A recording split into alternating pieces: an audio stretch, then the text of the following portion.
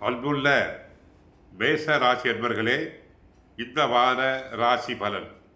மேஷ ராசியினருக்கு 2இல் குரு, 3இல் செவ்வாய், 6ஆம் இடத்தில் கேது, லாபஸ்தானத்தில் சூரியன், சனி, விரய ராசியில் ராகு, சுக்கிரன், புதன், சந்திரன் இணைந்து உள்ளனர். ராசியாதிபதி செவ்வாய் தற்போது வக்ர நிவர்த்தி அடைந்திருப்பதால் அனைத்து விதமான நன்மைகளை தாங்கள் அடையலாம். மனதில் என்ன நினைத்தீர்களோ அதனை தாங்கள் செயல்படுத்தலாம். எதிலும் தைரியத்தோடு செயல்படுவீர்கள். உங்கள் ராசிக்கு 2இல் குரு, 11இல் சூரியன், சனி சஞ்சரிப்பது மிகவும் அற்புதமான அமைப்பு. குடும்பத்தில் மங்களகரமான சுபகாரியங்கள் நடைபெறும்.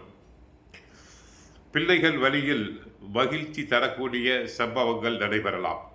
பிறருக்கு தந்த வாக்குறுதிகளை தாங்கள் எளிதில் நிறைவேற்றுவீர்கள்.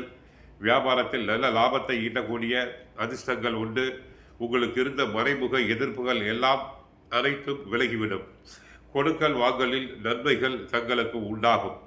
சிலருக்கு வேலைக்காக பெரிய நிறுவனத்திலிருந்து அழைப்புகள் வரலாம். உடல் ரீதியாக இருந்த பாதிப்புகள் எல்லாம் விலகி சுறுசுறுப்பாக செயல்படுவீர்கள்.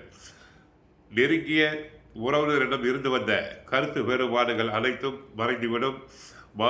மாணவியர்கள் படிப்பில் நல்ல மதிப்பெண்கள் பெறுவது மட்டுமில்லாமல் பெற்றோருக்கும் ஆசிரியர்களுக்கும் நல்ல பெயரை ஈட்டிக் கொடுப்பர். போட்டித் தேர்வுகளில் வெற்றி பெறலாம். சிலர் உயர்கல்விக்காக அயல் மாநிலம் செல்லலாம். அநேகமாக எல்லா கிரகங்களும் தங்களுக்கு சாதகமாகவே உள்ளதால் இவ்வாரத்தில் நற்பலன்களை அதிகம் காணலாம். ராசிக்கு 2க்கு உரிய சுக்கிரன், 12க்கு உரிய குருவும் பரிவர்த்தத்தில் இருப்பதால் வருமானம் போதிய அளவுக்கு இருக்கும். பண பற்றாக்குறை இருக்காது. வேலையில் நல்ல முன்னேற்றம் இருக்கும். மேல் அதிகாரிகள் உங்கள் பதவி உயர்வுக்கும் வருமானத்துக்கும் உதவுவார்கள். புதிய தொழில்களால் எதிர்பார்த்த லாபம் இருக்கும். அரசியல் பொது வாழ்வில் உள்ளவர்களின் கௌரவம் உயரும். ஆரோக்கியம் நல்லபடியாக இருக்கும்.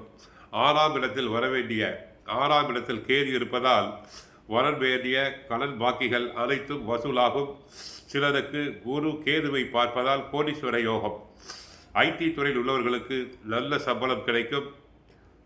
சிலருக்கு விரும்பிய இடத்திற்கு இடமாற்றம் கிடைக்கலாம். விரயஸ்தானத்தில் ராகு இருப்பதால் வருமானம் இருந்தாலும் செலவுகளும் அதிகமாகவே இருக்கும். சிலருக்கு மூத்த சகோதரர்களிடம் கருத்து வேறுபாடு உண்டாகலாம். கவனம் தேவை. சூரியன், சனி இணைந்து 5ஆம் இடத்தை பார்ப்பதால் பூர்வீக இடத்தில் சில கருத்து வேறுபாடுகள் வரலாம். பிள்ளைகள் விஷயத்தில் கவனம் தேவை. விரயத்தில் ராகு இருப்பதால் கோவிலுக்கு சென்றால் துர்க்கையை வழிபடுங்கள். கந்த சஷ்டி பாராயணம் செய்யுங்கள். வாழ்க்கையில் அனைத்து விதமான நன்மைகளையும் தாங்கள் பெறக்கூடிய வாய்ப்புகள் உண்டாகும். ஓம் சரவணபவ என்ற மந்திரத்தை 16 முறை காலை மாலை சொல்லுங்கள். கஷ்டங்கள் அனைத்தும் விலகிவிடும். வாழ்க வளமுடன். மங்களம் உண்டாகட்டும்.